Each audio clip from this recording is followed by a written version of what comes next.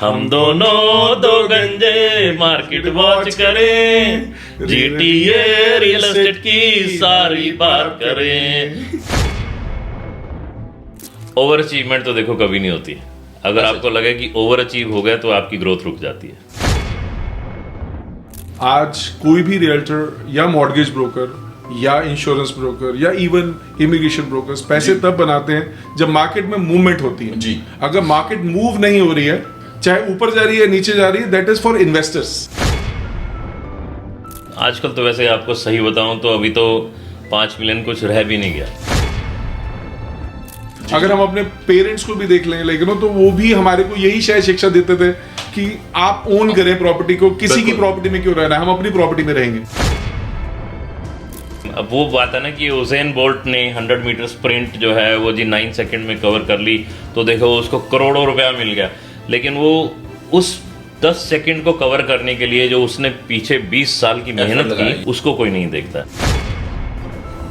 सबसे पहले तो जो न्यू एजेंट्स ज्वाइन करना चाहते हैं, इंक्लूडिंग माय ओन सन, मैं उनको सबको ये चीज़ ज़रूर रिक्वेस्ट करता हूँ कि आप पहले तो अपने 1 साल का सेविंग प्रोग्राम पहले से रखें और उसके बाद इस प्रोफेशन में आए।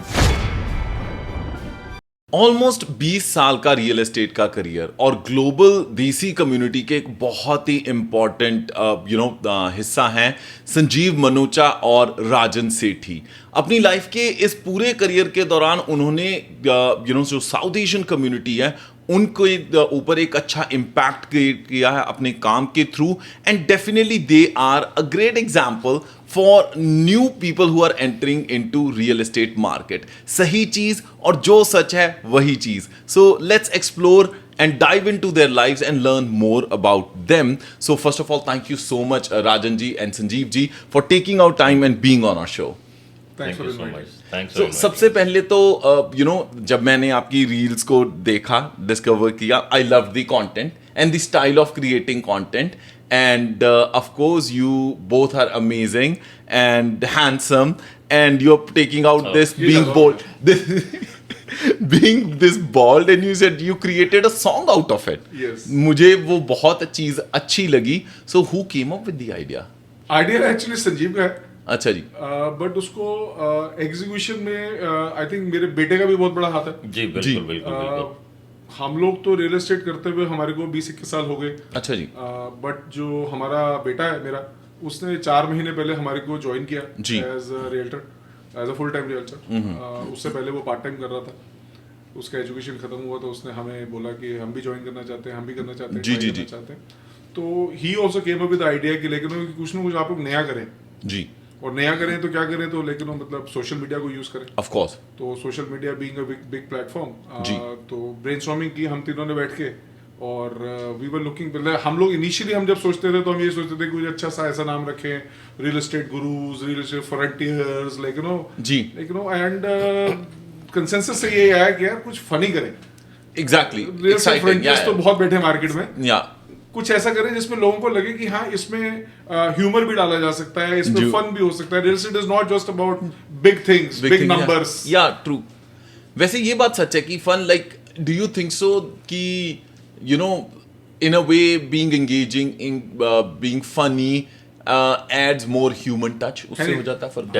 डेफिनेटली। देखिए मतलब वो कहते हैं ना कि रुलाना तो सभी को आता है जी, हंसा कोई सकता है। हाँ, हम कॉमेडियन नहीं है लेकिन yes, to create the content and impart that knowledge जो साथ में हमें है और जो हम लोगों को बता सके एक क्रिएटिव तरीके से, एक फनी तरीके से, तो उस हिसाब से हमने फिर ये सोचा कि चलो, क्योंकि जब हम ब्रेनस्टॉर्मिंग कर रहे थे तो उस टाइम पे ये हुआ कि यार जैसे इन्होंने कहा कि क्या नाम रखें, तो हमने कहा यार लोग मतलब अक्सर यही कहेंगे कि अच्छा वो फलानी रील, अब मान लो किसी को चैनल का नाम नहीं याद रहा तो लोग तो यही बोलेंगे अरे यार वो 2 गंजे आते हैं ना जो। या एग्जैक्टली। तो हमने कहा क्यों नहीं फिर हम उसको लेट्स डू दिस। तो आपके इंस्टाग्राम हैंडल का नाम क्या है? Two bodies and GT real estate. Definitely. So guys, ये जो इंस्टाग्राम है, आई am sure you will find tons of good information about real estate. उसके साथ साथ संजीव और राजन के का एंटरटेनमेंट भी आपको साथ में इनबिल्ट मिलेगा। So do follow them on Instagram. तो बात करते हैं कि आपके पास ऑलमोस्ट 20 साल का एक्सपीरियंस है। 2005 से ऑलमोस्ट हमारा 2025 आने वाला है। रियल एस्टेट में ऐसा क्या चेंज आया है इन 20 सालों में जो आपने खुद एक्सपीरियंस किया है? पहले तो एक छोटा सा मैं करेक्शन करूंगा, हमें दोनों को मिला के करीब 40 साल का एक्सपीरियंस है, हम ऐसे बोलते हैं। That's so beautiful. He is been associated in real estate 2003 से वो हैं, 2005 से मैं हूँ, तो टोटल मिला के हमारा 40 साल का एक्सपीरियंस है। बिल्कुल ठीक है। अब बात हो जाएगी मार्केट के चेंज की, तो अब मार्केट के change reason Market has started from those paper applications and paper offers, और जो हम हर चीज जो है वो हाथ से लिखा करते थे। आई स्टिल रिमेम्बर, आज से 21 साल पहले जब मैंने रजिस्टर शुरू किया था तो हम हाथ से ऑफर की क्लॉजेस लिखा करते थे। और अब जो है कई बार हम क्लाइंट को मिले बिना ही शायद सारी की सारी डील कंप्लीट कर देते हैं, और डॉकू साइन पे पेपर साइन हो जाते हैं या डीजी साइन पे पेपर साइन हो जाते हैं, और क्लाइंट जो है वो अपना डिसीजन घर में बैठे बैठे ले लेते हैं। तो अगर मैं बात करूं महंगे सस्ते, अफोर्डेबिलिटी या उन चीजों में क्या डिफरेंस आया? राइट फ्रॉम दोस डेज 2003 में मैं अगर अपना पर्सनल एग्जांपल शायद दे दूं, आई think that will help better. कि मैंने जो अपना पहला घर लिया था तो वो डिटैच घर ब्रैम्पटन के अंदर हमने लिया था $2,35,000 का। वाओ। हमने लिया था 2,55,000 का इटोबिगो में।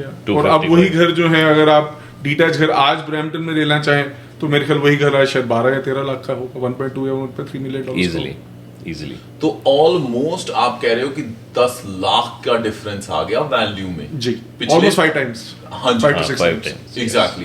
पिछले 20 साल 21 सालों। But what do you think? फिर तो आपने जो ट्रेंड्स आप वैसे भी देखते हो, स्टडी करते हो और आप शेयर भी करते हो अपनी ऑडियंस के साथ, तो इम्पोर्टेंट चीज यहाँ पे ये भी आती है कि यार अगर इसमें इतना कंसिस्टेंट ग्रोथ आई है चीजों में, तो आने वाले 5 या 10 साल की प्रेडिक्शन आप क्या करते हो कि ये प्राइसेस ऐसे स्टेडीली 20% इंक्रीज करते जाएंगे लगातार हर ईयर, या जो भी है, या फिर आपको लगता है कि वॉलेटिलिटी हो सकती है, कुछ चेंज आ सकता है? उसमें देखो ऐसा है कि अगर हम बात करें, जैसे हमने जब रियल एस्टेट शुरू किया तो उस टाइम पे जब हम देखते थे जो अप्रिसिएशन का ट्रेंड रहता था पिछले 40-50 साल का जो ट्रेंड रहता था, वो जब भी हम ऑफर भी बनाते थे या जब हम लिस्टिंग भी करते थे तो हम एक अप्रिसिएशन का रेट एवरेज 6 से 7% लेके चलते थे जी। और वो चलता आ रहा था पिछले 50 साल से, राइट जी।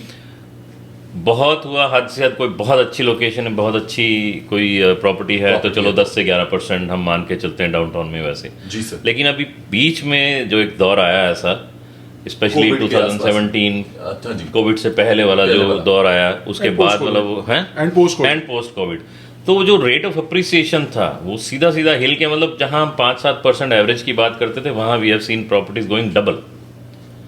तो वो अब 20 से 25% एवरी ईयर, 30% तक, मतलब कई ऐसी जगह पे गई। तो वो इस चीज को अगर हम प्रिडिक्ट करें कि अगले आने वाले 10 साल में क्या होने वाला है, तो अगर तो हम उसी ट्रेंड से चलते रहेंगे तो डेफिनेटली मतलब हम ये कह सकते हैं कि कम से कम 10 से 15% तो अभी एक ट्रेंड सेट हो गया है कि एटलीस्ट 10% अप्रिसिएशन तो हम देख सकते हैं। क्यों राजा? हाँ बिल्कुल। इसमें एक चीज संजीव जी ने भी बोली कि अगर एवरेज पिछले 20-25 साल की अगर हम देखें और वो 7-8-9% की रिटर्न या एप्रिसिएशन हम देखते हैं, तो ये भी हर कंज्यूमर को देखना जरूरी है कि अगर किसी पर्टिकुलर ईयर में 25 से 35% की एप्रिसिएशन हो गई है तो मार्केट हैज टू करेक्ट, क्योंकि एवरेज बाद में जाके वो 8-9% ही बननी है। तो ये अब जो आज की डेट में हम देख रहे हैं ये करेक्शन है to bring it back to the same 8-9% की return. I get you. Trend आपने देखा ना, ट्रेंड जैसे स्टॉक मार्केट का भी ट्रेंड है या वैसे है जी। तो अगर वो पीक पे जाएगा तो करेक्शन ड्रॉप तो चाहिए, ड्रॉप आएगा ही आएगा, बिल्कुल। उसके बाद में फिर वो जाता है। सो सिमिलरली अभी जो आज की डेट में जो मार्केट है, मार्केट इस टाइम पे करेक्शन की मार्केट है जी। एंड करेक्शन की मार्केट के और भी मतलब रीजन ये भी है कि एक तो जो बेसिक प्रिंसिपल ऑफ इकोनॉमिक्स है, डिमांड एंड सप्लाई जी, वो भी है। अफोर्डेबिलिटी भी पिछले 2-3 साल में हमने देखा कि इंटरेस्ट रेट इतने ज़्यादा हो गए अफोर्डेबिलिटी कम हो गई लोगों की, राइट। उसकी वजह से क्या है कि लोग अफोर्ड नहीं कर पा रहे, मॉर्गेज के इंटरेस्ट रेट ज़्यादा है। ऐसा नहीं है कि मार्केट में बायर नहीं है, ऑफ कोर्स बायर है मार्केट में, but they are like kind of वो भी पीछे बैठे हैं, होल्डिंग बैक, कि देखेंगे थोड़ा इंटरेस्ट रेट कम होगा फिर हम कूदेंगे मार्केट में, फिर हम देखेंगे अफोर्डेबिलिटी हमारी उस हिसाब से बनेगी। तो जब प्राइसेस बढ़ते हैं ऑब्वियसली ये बात सबको ही पता है, right, real estate brokers will make money of it. जितना महंगा ज्यादा घर होगा उनको उतनी ज्यादा बेटर अर्निंग होगी। तो जब ये प्राइसेस बढ़ते हैं आपको as a professional, I don't know if it's personal और प्रोफेशनल क्वेश्चन, आपको अच्छा लगता है या आपको लगता है कि यार ये वॉलेटिलिटी है, ये काम खराब कर सकती है, तो आपका फायदा या नुकसान होता है? रियल एस्टेट में रियल्टर के पैसे ना मार्केट बढ़ने से बनते हैं ना मार्केट के घटने से बनते हैं। अच्छा जी। रियल्टर के पैसे बनते हैं मार्केट में मूवमेंट होने से। एब्सोल्युटली। आज कोई भी रियल्टर या मॉर्गेज ब्रोकर या इंश्योरेंस ब्रोकर या इवन इमिग्रेशन ब्रोकर्स पैसे तब बनाते हैं जब मार्केट में मूवमेंट होती है जी। अगर मार्केट मूव नहीं हो रही है, चाहे ऊपर जा रही है नीचे जा रही है, दैट इज फॉर इन्वेस्टर्स जी, या home buyers and home owners like consumers. उन लोगों को फायदा या नुकसान होता है बाय मार्केट के ऊपर या नीचे जाने से, पर जो रियल्टर का फायदा या नुकसान होता है वो मार्केट की मूवमेंट से होता है। अगर मार्केट मूव ही नहीं करेगी तो रियल्टर बेचारा कैसे पैसे बनाएगा?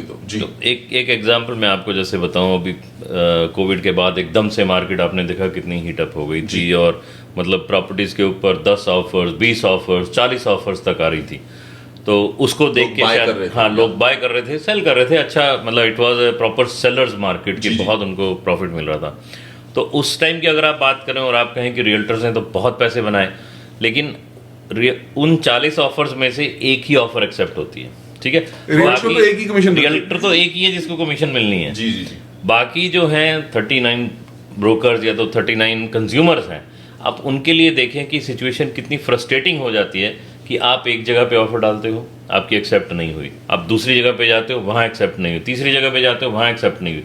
तो उससे जो रियल्टर भी है और कंज्यूमर भी है फ्रस्ट्रेट हो जाते हैं। They are not making money that time, in fact they are spending more money to earn that money. जी बिल्कुल, ठीक है। तो वो एक चीज़ है, और जैसा राजन ने कहा कि मार्केट ऊपर जा रही है, नीचे जा रही है, टाइमिंग है, ये इन्वेस्टर्स के लिए ज़्यादा थोड़ा रेलिवेंट रहता है। एंड कंज्यूमर के लिए ये चीज़ें इतनी रेलिवेंट नहीं रहती हैं कि मार्केट ऊपर है नीचे है। जिसने खरीदना है, जो अफोर्ड कर सकता है, तो उसने खरीदना ही, वो आज भी खरीद रहा है। और आपको क्या लगता है, जो बूम आया या जो भी चेंजेस आए रियल एस्टेट में, आपको लगता है कि जो ग्रेटर टोरंटो एरिया की देसी कम्युनिटी है, they are very real estate smart बाकी कनाडा के हिस्सों के कंपैरिजन में? एक्चुअली तो जब बूम आया 2021-22 का जो मेजर बूम रहा, उसमें आई थिंक पूरी की पूरी कनेडियन इकोनॉमी ने जोर दिया। It was not just south Asians, but yes, हमारे साउथ एशियंस का एक सबसे बड़ा जो पॉजिटिव पार्ट है या ये स्ट्रॉन्ग पार्ट है रियल एस्टेट के बारे में, हमें सेंस ऑफ बिलोंगिंगनेस ही तभी आती है या स्टेबिलिटी हमारी जिंदगी में तब आती है जब हम इस चीज को ओन करते हैं रादर देन लीज करें। Lease is not in our mind, लेकिन राइट फ्रॉम द बिगिनिंग। अगर हम अपने पेरेंट्स को भी देख लें, लेकिन तो वो भी हमारे को यही शायद शिक्षा देते थे कि आप ओन करें प्रॉपर्टी को, किसी की प्रॉपर्टी में क्यों रहना है, हम अपनी प्रॉपर्टी में रहेंगे। So that is probably the stability और सेंस ऑफ बिलोंगिंगनेस, जिसकी वजह से शायद हम लोग खरीदना पसंद करते हैं रादर देन रेंट पे देने के। मतलब आप ये देखो कि लोग, मैं अपने एग्जांपल आपको देता हूँ। हम यहाँ पे आए, किराए पे रहना शुरू किया आज से 20-25 साल पहले जब हम आए, तो हालांकि हम $700-800 ही किराया देते थे। उस टाइम पे किराए भी सस्ते थे, ठीक है। लेकिन वो पेरेंट्स का और हमारी अपब्रिंगिंग ऐसी है ना कि वो घर गल करते सीगे, काका कितना किराया देंदे हो, कि जी $800 देने। ओहो $800 इन्ना किराया, ਇਹਨੇ ਚ ਤਾਂ ਯਾਰ ਘਰ ਆ ਜਾਏਗਾ, ਆਪਣਾ ਲੈ ਲਓ। ਹੁਣ ਤੁਸੀਂ $800 ਦੇ ਵਿੱਚ ਹੁਣ ਉਹਨਾਂ ਨੂੰ ਸਮਝਾਓ ਕਿ ਜੀ $800 ਦੇ ਵਿੱਚ ਘਰ ਨਹੀਂ ਮਿਲਦਾ, ਠੀਕ ਹੈ। ਮੌਰਗੇਜ ਹੈ, ਅੱਛਾ ਉੱਥੇ ਕੀ ਹੈ ਕਿ ਸਾਨੂੰ ਉੱਥੇ ਕਨਸੈਪਟ ਨਹੀਂ ਹੈਗਾ ਮੌਰਗੇਜ ਦਾ, ਲੋਨ ਦਾ ਕੋਈ ਕਨਸੈਪਟ ਨਹੀਂ ਹੈ, ਠੀਕ ਹੈ। ਉੱਥੇ ਕਨਸੈਪਟ ਇਹ ਹੈ ਕਿ ਆਪਣਾ ਕੈਸ਼ ਲਓ, ਖਰੀਦੋ, ਸਾਰੇ ਦੇ ਸਾਰੇ ਪੈਸੇ ਦਿਓ, ਉਧਾਰ ਦੇ ਤਾਂ ਕੋਈ ਚੱਕਰ ਹੀ ਨਹੀਂ ਹੈ। ਸੋ ਉਹ ਜਿਹੜੀ ਚੀਜ਼ ਹੈ ਨਾ, ਇਨ ਅ ਵੇ ਦੈਟ ਇਨਸਪਾਇਰਸ ਆਲਸੋ ਕਿ ਬਈ ਕੁਝ ਕਰੋ, ਆਪਾਂ ਕਰ ਲਈਏ, ਠੀਕ ਹੈ। ਉਹਨਾਂ ਨੂੰ ਉਹ ਕਨਸੈਪਟ ਪੂਰਾ ਨਹੀਂ ਸਮਝ ਆ ਰਿਹਾ, ਲੇਕਿਨ ਉਹਨਾਂ ਦਾ ਕਹਿਣਾ ਠੀਕ ਹੈ ਵੀ ਤੁਸੀਂ ਆਪਣਾ ਘਰ ਲਓ, ਤਾਂ ਹੀ ਤੁਸੀਂ ਇੱਥੇ सेटल हो जाओगे। So that way definitely, as Rajan said, कि अपनी कम्युनिटी में जो हमें ये एक इंस्पिरेशन मिलती है कि जो हमारी ये ड्राइव है, that drives us to drive the real estate market. True. Right. Like एक और चीज that brings me to a point, एक चीज बताइए कि अब तक आपने इंडिविजुअली सबसे महंगा घर कनाडा में कौन सा बेचा है? मेरा अगर पर्सनल में बताऊं तो जी मेरी जो शायद सबसे बड़ी डील थी प्रोबेबली शायद $13 मिलियन की थी। 13 मिलियन का घर था या कमर्शियल? Commercial commercial property. क्या बात है। और किस एरिया में थी? ब्रैम्पटन में थी। ब्रैम्पटन में। और आपकी? मेरी टोबिको एरिया में रही है करीब, जो घर रेजिडेंशियल, कमर्शियल की तो क्योंकि कमर्शियल की तो ऑब्वियसली बड़ी रहती है, तो जो एरिया में रही है दैट इज अराउंड 4.25 लाइक करीब 5 मिलियन के आसपास में। 5 मिलियन का घर। तो और 5 मिलियन का घर वैसे होता कैसा है? अगर मैं ऐसे ही पूछूं डिस्क्राइब करने के लिए। लाइक आई मीन आजकल तो वैसे आपको सही बताऊं तो अभी तो 5 मिलियन कुछ रह भी नहीं गया जी। छोटे छोटे घर भी मतलब 1.5 मिलियन के हैं, छोटे छोटे you know town houses even town houses 1.5 से 2 मिलियन के टाउन हाउसेस हैं जी। बट हाँ otherwise 5 million is like I would से it depends on the area also, it depends on because real estate में क्या है कि आप लोकेशन बेचते हैं जी। बिल्कुल। रियल एस्टेट में घर नहीं बिकते, ठीक है। अगर आप डाउनटाउन में भी जाएं, अभी जैसे कल ही मैं I was working with a client, तो कल मैं डाउनटाउन में ही किसी को दिखा रहा था, आप बिलीव करें 11 फीट की उसकी घर की 11.25 11 फुट के जितने ये स्टूडियो है उससे भी छोटी शायद विड्थ होगी उसकी, और उसकी लंबाई वाज अराउंड 90 फीट, लेकिन वो घर is listed for like 1.9 million.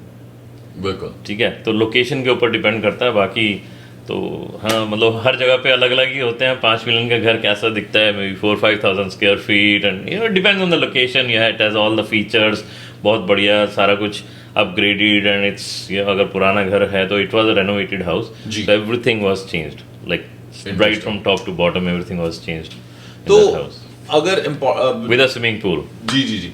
तो बहुत सारे नए प्रोफेशनल्स भी मार्केट में आए जी, तो आपको क्या लगता है हाल ही में जो रियल एस्टेट मार्केट है उसमें आपको लगता है कि शो ऑफ बढ़ गया है? मार्केट में show off like in the sense as a realtor कह रहे हैं, चाहे रियल्टर कहें चाहे you know the way they sell it और एनीथिंग, आपको लगता है कि शो ऑफ ये मतलब जो स्पेशली सोशल मीडिया आने के बाद यू नो बहुत ज्यादा, क्योंकि आप स्क्रॉल करो अलग अलग तरीके से रियल एस्टेट ब्रोकर सामने आ रहे हैं, सो व्हाट डू यू से? एक पुरानी कहावत है जी, जो दिखता है वो बिकता है जी, ठीक है ना, तो वो दिखाना जरूरी है सबसे पहले तो।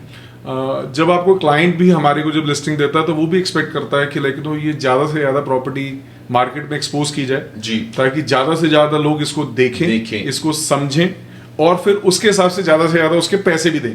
एंड ऑफ द डे तो एम यही है कि लेकिन वो जल्दी बिके और लेकिन वो ज्यादा पैसे मिले जी, right.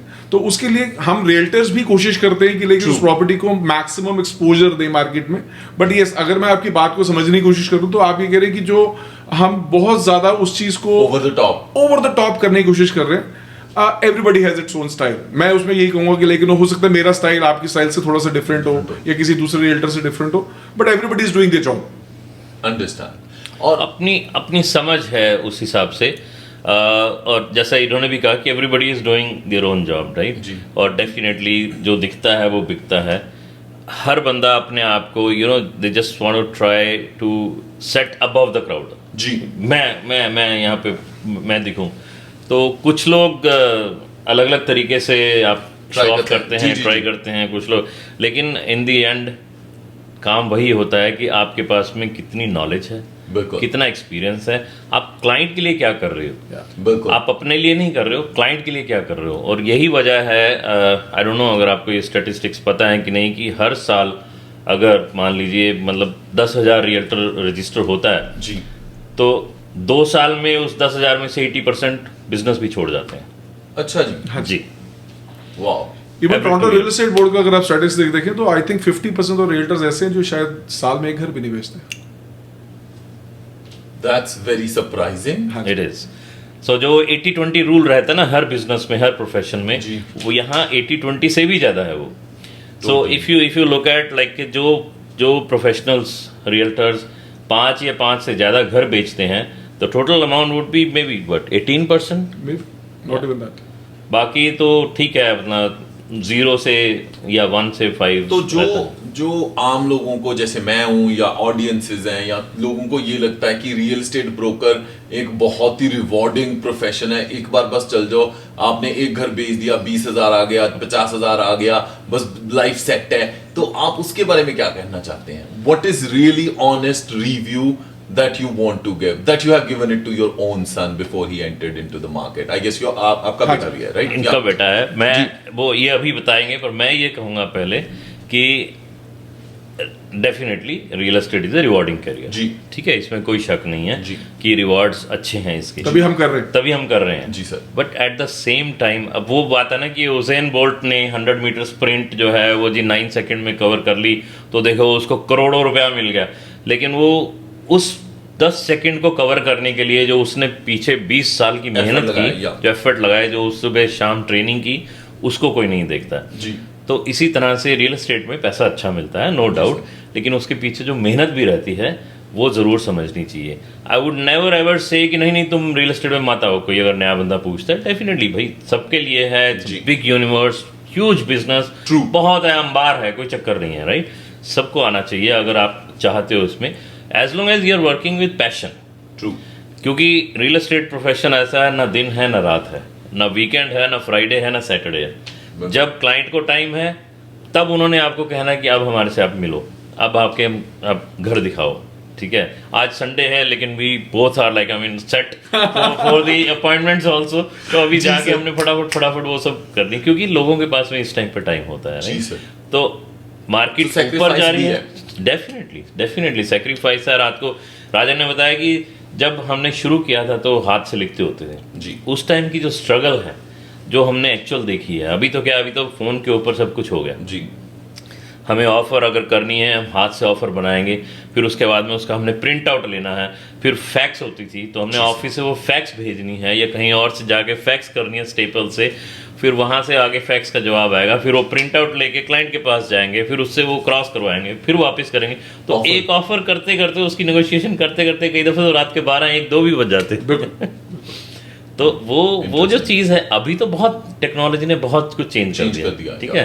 So as long as you have the passion to help people, ठीक है, real estate definitely is a rewarding career, लेकिन भूल जाना थोड़े टाइम के लिए कि आपकी कोई पर्सनल लाइफ है या आपने वीकेंड्स एंजॉय करने हैं 9 to 5 वाला, वो हिसाब नहीं है। ग्राइंड भी डेफिनेटली है, डेफिनेटली। तो जिस दिन आपका बेटा ने उसका आपको ज्वाइन करना था रियल एस्टेट में, what were the key things that you told? ऐसी कौन सी बात थी जो इंपॉर्टेंट आपने कहा कि यार मैं इसको ये बता दूं क्योंकि ये मुझे इतने सालों में पता चली? सबसे पहले तो जो न्यू एजेंट्स ज्वाइन करना चाहते हैं, इंक्लूडिंग माय ओन सन, मैं उनको सबको ये चीज़ जरूर रिक्वेस्ट करता हूँ कि आप पहले तो अपने 1 साल का सेविंग प्रोग्राम पहले से रखें और उसके बाद इस प्रोफेशन में आए।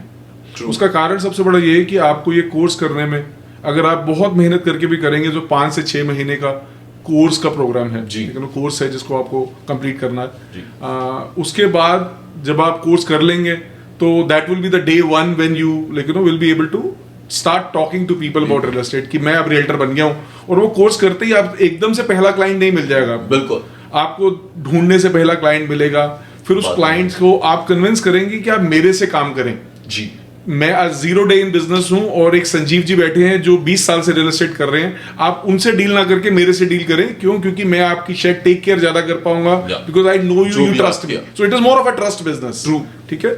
जब आपने उस क्लाइंट को मिले, आपने उसके अंदर वो ट्रस्ट भी क्रिएट कर लिया, उसके बाद आपका प्रोसेस शुरू होगा, आप उसको घर दिखाने लेके जाएंगे जी। आप जब उसको घर दिखाने लेके जाएंगे, इट इज पॉसिबल कि क्लाइंट को घर पसंद आते आते ही 30 दिन या 50 दिन लग जाए जी, ठीक है? उसके बाद फिर वो नेगोशिएशन शुरू होगी, 5, 7, 10 दिन उसमें निकल जाएंगे, फिर उसके बाद शायद 60 to 90 डेज की क्लोजिंग होगी जी, और उसके 1 या हफ्ते या 2 हफ्ते के बाद हमारे को उसकी कमीशन आएगी। तो ये पूरा प्रोसेस ऑलमोस्ट 1 साल का है। तो अगर आपके पास उस 1 साल के लिए सेविंग या बैकअप प्लान नहीं है, हो सकता है आपके परिवार में कोई ऐसा हो जो आपको फीड कर सके उस पीरियड में, या आपके पास कुछ सेविंग्स ऐसी हो, तो अगर वो प्लान नहीं है आपके पास तो you will be in trouble. True, ऐसा मैं नहीं कहूंगा कि आप नहीं कर पाएंगे, हर एक की अपनी अपनी फाइनेंशियल एबिलिटीज है, हर एक के अपने अपने कॉन्सेप्ट्स है लाइफ के, बट इस पीरियड में आपको एडवर्टाइजमेंट भी करनी है, रियल एस्टेट की फीसेस भी पे करनी है। It's not a cheap profession. I get you. Yes, आपको पैसे दिखते हैं हमारे को सबको, लेकिन कि रियल्टर एक घर दिखाता है, $1 मिलियन का घर बेचता है, उसको $20-25 हज़ार कमीशन मिल जाती है, but it's expensive profession because marketing and advertising is not cheap. True, लेकिन आई एम श्योर, लेकिन आप खुद मार्केटिंग में है, एडवर्टाइजिंग बिजनेस में काम करते हैं, तो लेकिन इट्स नॉट समथिंग कि आप मार्केट में जाते हैं और फ्री में लोग आपके लिए काम करना शुरू कर देते हैं. Attention is the key, right? Attention is the key. या तो इसलिए लेकिन मैंने अपने बेटे को भी जब इस रियल एस्टेट प्रोफेशन में आने की लेकिन डिस्कशन की, उस समय मैंने भी उनको यही चीज समझाया कि yes you have a backup from your dad, but don't feel comfortable कि आप आज ग्रेजुएट होके आए हैं यूनिवर्सिटी ऑफ टोरंटो से और आपको एक $80,000 की शायद जॉब मिल सकती है, तो ये वाला बिजनेस आपको डे वन उस टाइप की जॉब को रिप्लेस कर देगा. It will probably take you 2 to 3 years to reach that particular number. But yes, this profession is rewarding, as Sanjeev ji also said. हर न्यू कमर को मैं ये बोलता हूँ जो इस बिजनेस में आना चाहते हैं, इस बिजनेस में आप तब आए जब वन आपको पैशन हो लोगों से मिलने का, लोगों से बात करने का, लोगों की हेल्प करने का, with no cheating in mind. True, that is very key factor in this business. अगर आप अपने बिजनेस को कंसिस्टेंटली क्लाइंट फोकस रखेंगे, ये बिजनेस बहुत अच्छा चलेगा. क्योंकि आप अब तब अगर देखो, अगर आप सिर्फ अपना देखोगे कि मेरे को कमीशन मिले, मैं घर बेचूं फटाफट और अगले के ऊपर मूव होना हो जाऊं, then you are thinking very short term. जी, एक तो वो क्लाइंट आपके पास वापस नहीं आएगा, दूसरा वो क्लाइंट आपको कोई रेफरल भी नहीं देगा, और तीसरा वो क्लाइंट आपकी इतनी बैड माउथिंग कर देगा मार्केट में कि आप जहां जाओगे वहां पे लोग कहेंगे अरे इनसे नहीं लेना यार, इसने डील अच्छी नहीं करी, इसके ऊपर ट्रस्ट नहीं है. ठीक है, तो you have to be very very careful in that. जब तक आपकी इंटेंशन है हेल्प करने की कम्युनिटी की, स्पेशली जो फर्स्ट टाइम होम बायर्स हैं, जैसे हम दोनों फर्स्ट टाइम होम बायर्स का बहुत काम करते हैं. पिछले 20 साल में हमने like we must have help like hundreds and thousands of first time buyers. एक जो इमोशन होती है इंसान की घर लेने की, they are not only buying a property, वो एक मतलब ब्रिक एंड मॉर्टर का वो, या यहाँ तो ब्रिक एंड मॉर्टर भी नहीं, यहाँ तो लकड़ी के घर है. तो लकड़ी के घर वो सिर्फ लेने के पर्पज से नहीं ले रहा है, उसने वहां पे अपनी जिंदगी बितानी है, उसने वहां पे अपना घर बसाना है. तो वो जो इमोशन होती है ना, अगर आप उस इमोशन के साथ में अपने आप को अटैच कर सकते हो, it's a very good profession for you. Already gave me goosebumps कि यू नो दैट्स ट्रू कि जब कोई बंदा घर लेता है, उसकी यू नो फैमिली ने वहां पे रहना है, उसके बच्चे बड़े होते हैं वहां पे, एंड उनकी गैदरिंग्स वहां पे होती हैं, there is so much attached to it, and ultimately everything is just experience. और इतना अच्छा लगता है जॉनी, आपको बताऊं, जब लोग घर लेते हैं और उस घर में उनकी प्रॉस्पेरिटी होती है और आप बरसों बाद उनको मिलते हो और वो कहते हैं कि यार मतलब आपने जो घर दिलवाया, आपने जो घर दिलवाया ना, उसमें मेरा ये हो गया, उसने मेरे को इतना कमा के दिया. तो वो एक ये 3-4 वर्ड्स हैं, आपने जो घर दिलवाया, आपने जो काम किया, मेरा हेल्प की, that itself is a reward. That's the biggest reward. $20-30,000 कुछ नहीं है उसके सामने. जी सर, राइट. तो उसके साथ साथ कभी ऐसा लगा, लाइक आई नो आपको काफी साल हो गए हैं, ऐसी कौन सी चीज है इस प्रोफेशन की जो आपको लगता है ऑनेस्टली कि ये पार्ट मुझे पसंद नहीं है? कैसा कौन सा पार्ट है जो पसंद नहीं है? अगर आप मेरे से पूछें तो मेरा पैशन है रियल एस्टेट. अच्छा जी. मतलब 24 घंटे में अगर मुझे 23 घंटे सिर्फ रियल एस्टेट पे बात करनी हो तो मैं शायद कर सकता हूँ. इंटरेस्टिंग. क्योंकि इसके अलावा शायद कनाडा में आने के बाद पिछले 21 साल से 22 साल से सिर्फ रियल एस्टेट किया. रियल एस्टेट की अलाइड चीजें भी की, मतलब जो रियल एस्टेट से कनेक्टेड थी. रियल एस्टेट में इन्वेस्टमेंट्स की, रियल एस्टेट में बाय एंड सेल किया, रियल एस्टेट में डेवलपमेंट का काम किया, commercial, residential, different types, land development. तो रियल एस्टेट में ऐसा कुछ ज्यादा नहीं दिखा जिसके अंदर हम ये बोले कि नेगेटिव था. हाँ, सिर्फ अगर हम ये कहें कि लेकिन अगर हम लुक बैक करें अपने 20-22 साल के कैरियर को, कुछ चीजें ऐसी थी जैसे, लेकिन उस समय जो है वो थोड़ा सा ऑब्वियसली जितना आपने पैसा बनाना है, जितना दौड़ना है, लेकिन उसके हिसाब से आपको समय कम पड़ जाता है कई बार. ट्रू. तो आपकी हेल्थ, आपकी फैमिली, वो भी साथ में आपके स्ट्रगल करती है. तो that is I think the only thing which I would से मेरे जो अगर आप उसको नेगेटिव सोचें या आप कहेंगे स्ट्रगल जो था, उसके अलावा I don't think real estate में कुछ ऐसा मुझे लगा कि शायद ये नहीं होना चाहिए था. एंड हाँ, ये जरूर हो सकता है कि ये नहीं होना चाहिए था के बदले ये अगर ऐसे होता तो शायद अच्छा होता. Correct. You know that way. तो व्हाट इज वन थिंग जो आपको लगता है कि रियल एस्टेट में ऐसे होनी चाहिए? That's a good one. That's a good question. That's a good question है. मतलब उन्होंने कहा कि भाई अब तुम्हारी ही बात को मैं तुमसे निकलवा देता हूँ.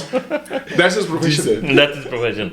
देखो, जैसे लाइक राजन साइड की हम 24 घंटे में से 23 घंटे बात कर सकते हैं रियल एस्टेट के ऊपर. 24 के 24 घंटे भी बात कर सकते हैं, because this is what we do. ठीक है, पिछले 20 साल से खाने पीने के अलावा जाने के लिए भी छोड़ देते हैं. तो अब टेक्नोलॉजी ने आके वैसे काफ़ी सारी चीज़ें सुधार दी हैं, बहुत सारी चीज़ें सुधार दी हैं, लेकिन हाँ एक चीज़ की थोड़ी सी मुझे लगता है कि मार्केट में रियल एस्टेट प्रोफेशन को लेके, खासकर रियल्टर की इमेज को लेके, जो कुछ एक लोगों के मन में थोड़ा एक नेगेटिविटी भी होती है ना, अंडरस्टैंड, ठीक है, वो शायद ज़रूरी है लोगों को ये चीज़ समझने में भी कि भाई रियल्टर सिर्फ अपने पैसे नहीं बना रहा है। आप सोच रहे हो रियल्टर अपने ही पैसे बना रहा है, रियल्टर अपने पैसे नहीं बना रहा है। जैसे रियल्टर एक कंज्यूमर की, कस्टमर की हेल्प कर रहा है, वैसे ही कस्टमर को भी उसी तरह से थोड़ी एम्पैथी एज ए इंडस्ट्री दिखानी चाहिए जी, ठीक है, रियल्टर को। अब चाहे आपका प्रोफेशन हो, चाहे कोई और प्रोफेशन हो, होता क्या है, वो इदा इदा ही है जी, वो इदा चोर है जी, वो इदा नहीं। आप जिस भी प्रोफेशन में हो, हर प्रोफेशन की अपनी एक इंटेग्रिटी है, हर प्रोफेशन की अपनी एक रिस्पेक्ट है।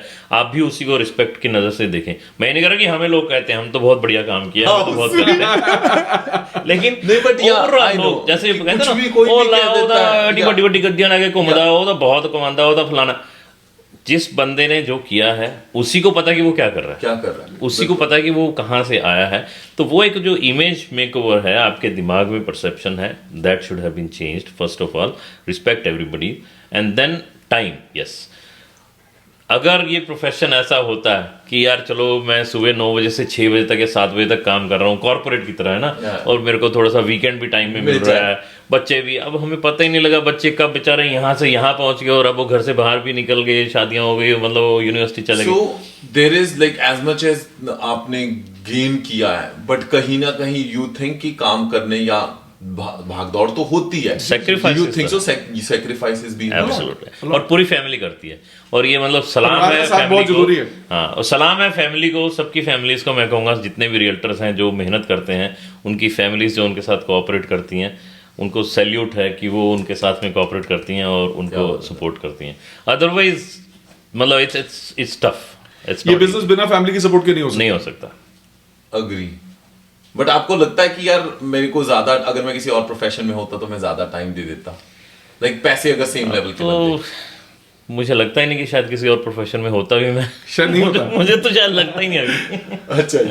हाँ, अगर होता तो शायद मैं इसी प्रोफेशन में होता जिसमें आप हो। अच्छा जी, ठीक है सर, ये भी बहुत इंटरेस्टिंग है। और उसके साथ साथ like you know there is like specially आपके पास एक्सपीरियंस है बहुत सालों का फर्स्ट टाइम होम बायर के साथ। आई नो लाइक मुझे भी नहीं पता कि टाइम का किस हिसाब से हमारा जा रहा है इस पर्टिकुलर एपिसोड पे, but I am very happy to learn so much and I am sure हमारी ऑडियंस को भी बहुत कुछ सीखने को मिलेगा। So specially first time home buyers को यू नो अगर वो फर्स्ट टाइम को होम बाय करें तो you know will go with one at a time आपके साथ, कि ऐसी कौन सी एक चीज है जो आप चाहते हो कि यार इस चीज का ध्यान रखना। Will start Sanjeev ji.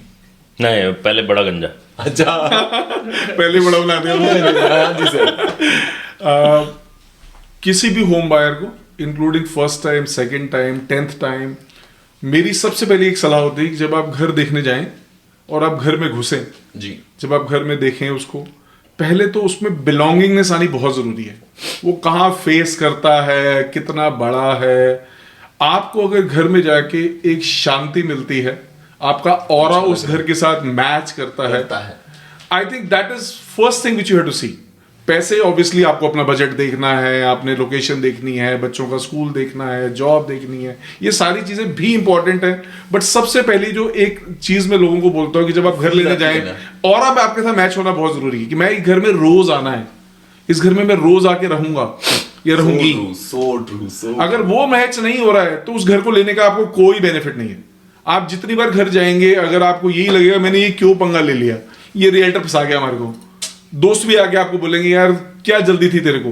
तो अगर आप घर में घुसे और आपको लगता है this is my lifestyle, so true. And on the other side जब हम किसी की घर सेल कर रहे होते हैं, उसको भी हम यही चीज सलाह देते हैं कि भाई जब आप घर ले रहे हो, बेच रहे हो, आप अपना लाइफस्टाइल बेच रहे हो, आप सिर्फ घर नहीं बेच रहे हो।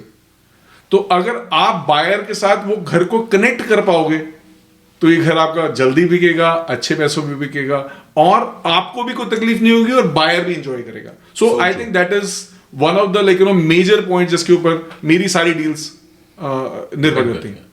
और आपकी सर? जी, आपने वो सुना होगा कि कभी किसी को मुकम्मल जहां नहीं मिलता, कहीं जमीन तो कहीं आसमान नहीं मिलता। तो आपने पूछा कि फर्स्ट टाइम होम बायर के लिए स्पेसिफिकली, राइट?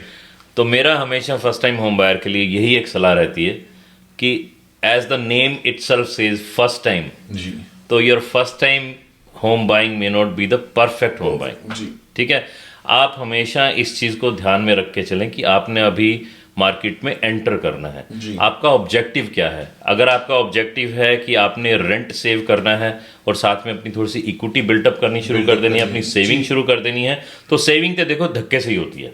बिल्कुल। ठीक है, और आपका फर्स्ट टाइम होम बाइंग है तो आप ये मत सोचो कि मतलब जमीन भी मिल जाए और आसमान भी मिल जाए, स्विमिंग पूल भी मिल जाए और सब कुछ बढ़िया भी मिल जाए, 2 कार का प्राइस गराज भी भी सही मिल जाए और हो। प्राइस भी 8 लाख के नीचे हो, इतना हम अफोर्ड नहीं कर पाएंगे, तो वैसा नहीं होगा।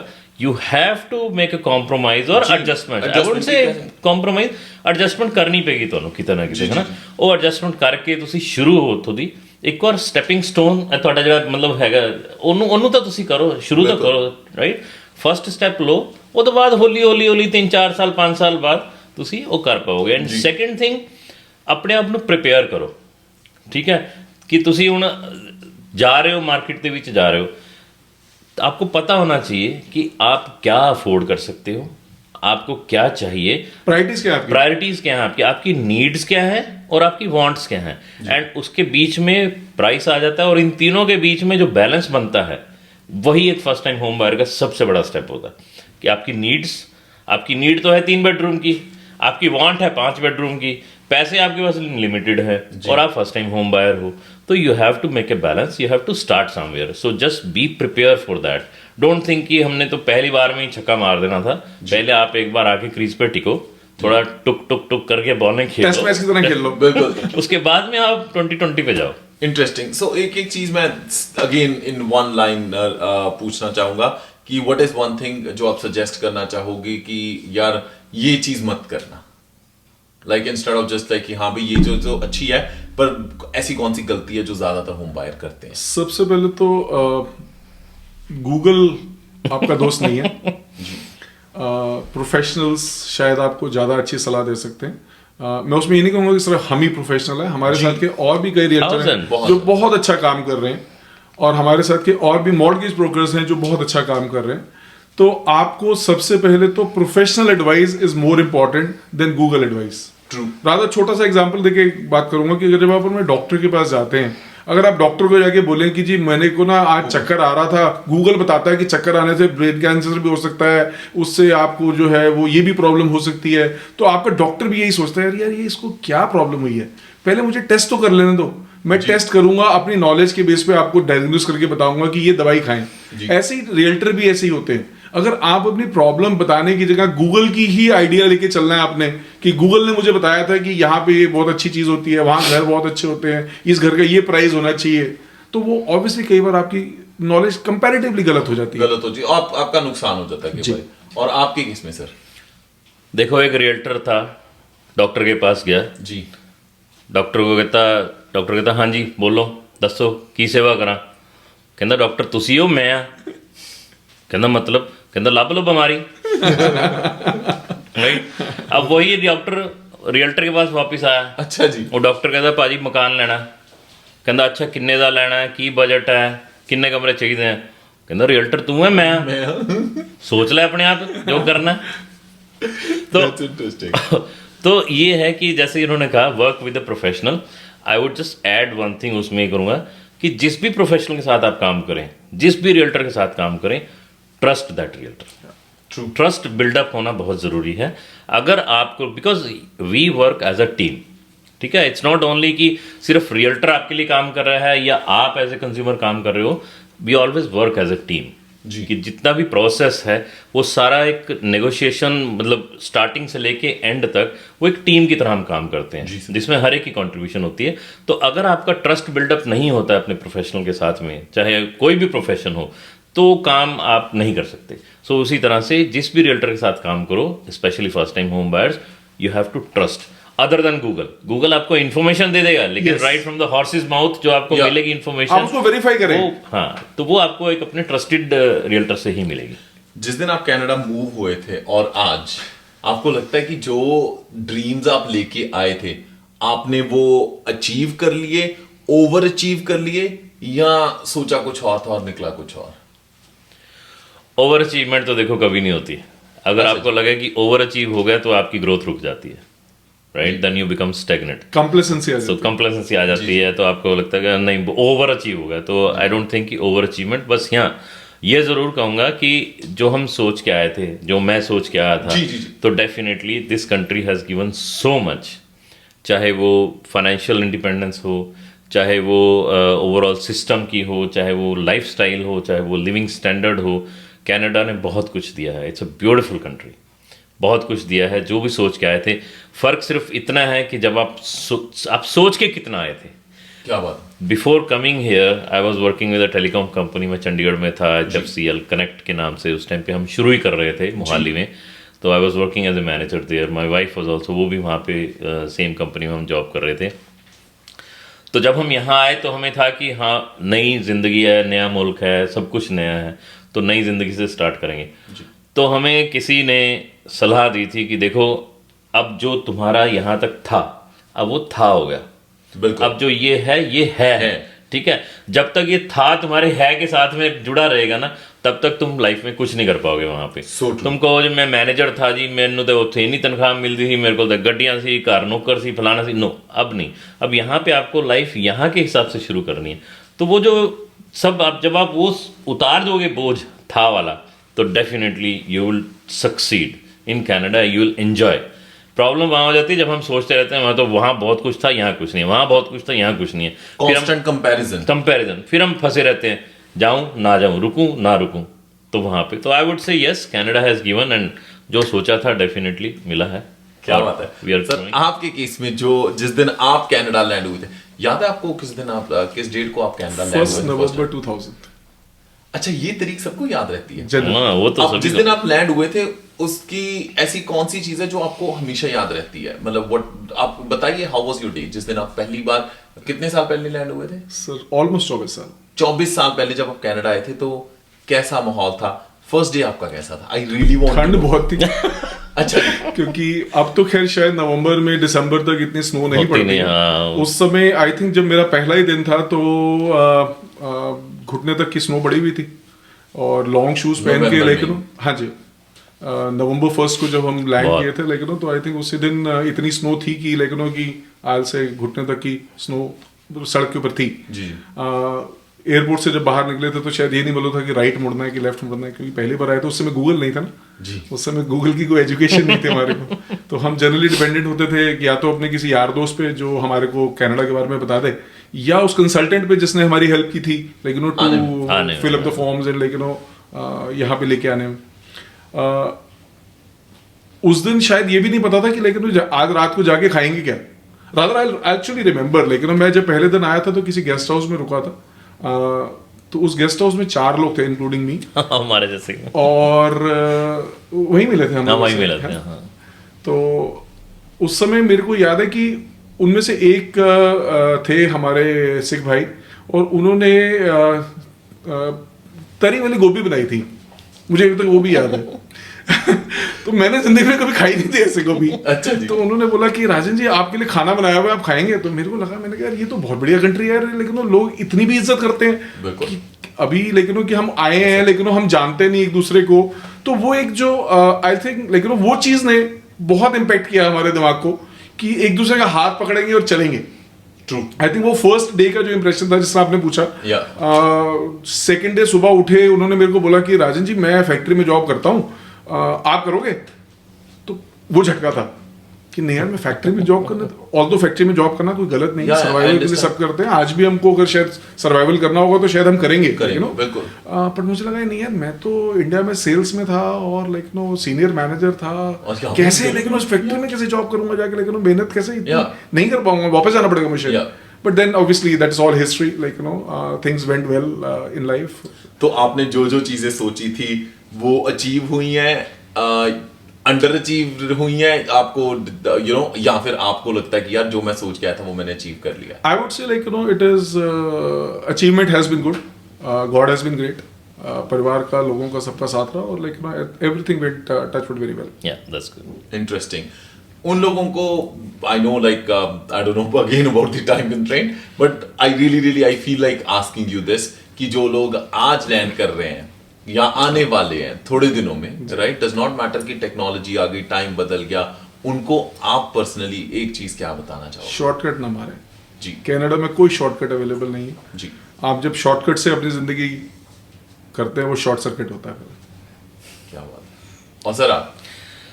मैं ये कहूँगा कि वो जिसे कहते हैं ना कि अभी ध्यान में मेरे को आ रहा था कि आप आ रहे हैं, अपने हैंगअप्स निकाल के आइएगा। Canada is a land of opportunities, उसमें कोई डाउट नहीं है। यहाँ पे अपॉर्चुनिटी बहुत है, मेहनत करो और मेहनत से सब कुछ मिलता है यहाँ पे। अगर आपके पास में वो जज्बा नहीं है और अगर आप सोचते रहेंगे कि मैं वहाँ ये था, यहाँ ये हूँ, मैं ये नहीं कर पाऊँगा, मैं वो नहीं कर पाऊँगा, तो फिर आप कुछ नहीं कर पाएंगे। फिर आप मतलब डिससेटिस्फाइड ही रहेंगे, फिर आप रोते ही रहेंगे। तो इसलिए अगर आप यहाँ पे आ रहे हैं, आपने एक डिसीज़न लिया है लाइफ का बहुत बड़ा कि मेरे को अपना कंट्री छोड़ के नए कंट्री में जाना है, तो आपने कुछ सोच के ही डिसीज़न लिया है कि मेरे को नई लाइफ बनानी है, सब कुछ करना है। तो उस हिसाब से पूरे पैशन के साथ में, पूरी मेहनत के साथ में इस कंट्री में आए तो आप डेफिनेटली कामयाब होंगे। ऐसा हो ही नहीं सकता कि आप कामयाब ना हो। It is a opportunity land और यहाँ पे बहुत स्कोप है हर चीज़ का। आप मेहनत करने वाले होने चाहिए, काम करने वाले होने चाहिए। क्या बात है सर। सो ऑनेस्टली यस, आपके साथ बात करके I learned a lot about real estate, जितना भी हो सकता था। मैंने अपना पूरा फायदा निकाला उसमें से। Thank you so much. And you know life की जो बातें हैं, दोज आर रियली एक्सेप्शनल। वो उससे भी ज्यादा कीमती हैं क्योंकि you know of course real estate हर किसी के लिए is an important part of life, but beyond that there is also life which as a human being you learn. तो मुझे ये चीज बहुत अच्छी, आई एम श्योर हमारे जितने भी दोस्त हैं जो हमें ऑडियो प्लेटफॉर्म्स पे इस वक्त सुनेंगे इस पॉडकास्ट को, और उसके साथ साथ वीडियो पे यू नो प्लेटफॉर्म्स जैसे यूट्यूब पे देखेंगे, I am sure they'll get lot to learn. And उसके साथ साथ मेरी और हमारी पूरी टीम की यू नो यही दुआ है कि यू नो आप और ग्रो करें और एक्सेल करते रहें, stay more energized, keep achieving. This is just the beginning, as they say. And you know, I'm sure the more you feel inspired, आप आसपास के लोगों को भी उतना इंस्पायर करते हैं। और कम्युनिटी के लिए ऑफ कोर्स हर फील्ड में जब हम काम करते हैं तो कंट्रीब्यूट करते हैं। तो जो आपने कंट्रीब्यूट किया अपने कमिटमेंट से, अपनी डेडिकेशन से, अपनी ऑनेस्टी से, जितने भी वीकेंड्स आपने बाकी की फैमिली के साथ अपनी गेट टुगेदर मिस करके अपने प्रोफेशन को दी, पर उन्होंने बहुत सारे सपने संवारे हैं लोगों के, right? So wishing you all the best and thank you so much for taking out time. Thank you very much Johnny यार, thank you very much for inviting us here and giving us an opportunity to share our thoughts. हम अपने विचार, हमारी जो life की stories रही, हम लोगों के साथ में शेयर कर पाए बिकॉज ऑफ योर प्लेटफॉर्म। और हम भी ये दुआ करते हैं कि आप भी इसी तरह से और ग्रो करते रहें, अच्छे अच्छे इंटरव्यूज, अच्छे अच्छे पॉडकास्ट करते रहे और हमें बार बार बुलाते रहे। Definitely sir. वो जो आपका जो सॉन्ग है वो हम कब सुनेंगे, जो आप लोगों ने स्पेशली बनाया हुआ है अपने चैनल के लिए? हम दोनों दो गंजे या हो जाए सर। अब तो वैसे वार्म अप भी हो गया होगा। हाँ, तो चलो शुरू करो। हम दोनों दो गंजे मार्केट वॉच करें, GTA रियल एस्टेट की सारी बात करें। So we are two baldies talking GTA real estate just for you.